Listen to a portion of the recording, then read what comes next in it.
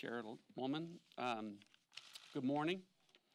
For the past few months, there has been considerable speculation as to whether Special Counsel Mueller would be issuing further indictments.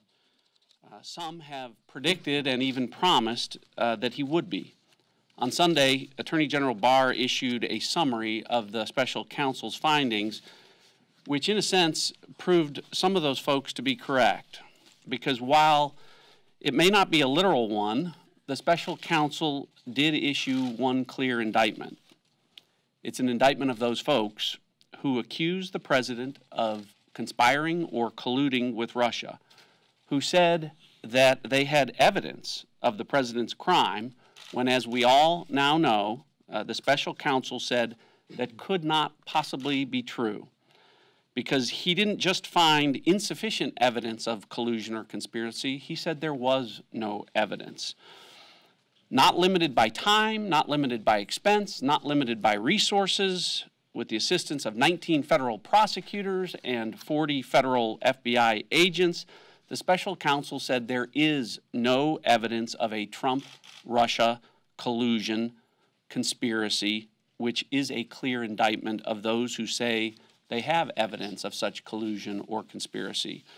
So the irony of the Special Counsel's findings, as reflected in Attorney General Barr's summary, is that what Vladimir Putin could not accomplish on his own through clear efforts to meddle in our election, he still was able to accomplish much success as a result of those people who peddled a false Trump-Russia collusion narrative, telling Americans that they had evidence of it when, in fact, they did not.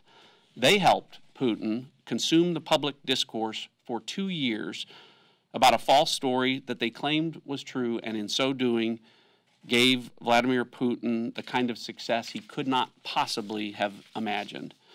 Unfortunately, some of those very same folks, some here on Capitol Hill, instead of accepting Bob Mueller's findings, want to set them aside now and continue their own investigation. For those folks, protect Bob Mueller has now become to hell with Bob Mueller. The deification of Bob Mueller is quickly becoming the vilification of Bob Mueller. Now, the Republican position is unified. We need to move on. Again, if 19 federal prosecutors, 40 FBI agents working 18 hours a day for the last 2 years couldn't find any crimes to charge Donald Trump with, House chairman and a few House staffers shouldn't be wasting our time looking for them. I want to be real clear about this. The Special Counsel looking for how Russia meddled in our election was not a witch hunt. But when it comes to investigating Donald Trump further for crimes, Bob Mueller didn't charge any crimes. Bob Mueller says there are no witches. So Democratic efforts to continue these investigations would in fact be a political witch hunt for no other reason than for political gain. So I want to close by anticipating your first question, the full release of the Mueller report. Republicans are united in our position that we do want the full release of the report as allowed by law. That's the same position that the Attorney General is taking. The law, however, does not allow for the release of classified information.